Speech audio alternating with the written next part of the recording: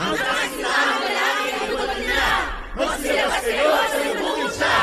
Ang Diyos ay gumagawa, hindi bilang espiritu. Di sa karaniwang katawan, tulad na sa sinuman. Ngunit maaari mong matanggap mula sa Kanya. Salita ba ng Diyos? Ang mga salitang sinasabi niya? Nasaan ang mga salita ng Diyos? At paanong hindi natin alam ang tungkol dito? Alam ko na. Basahin natin ang Biblia.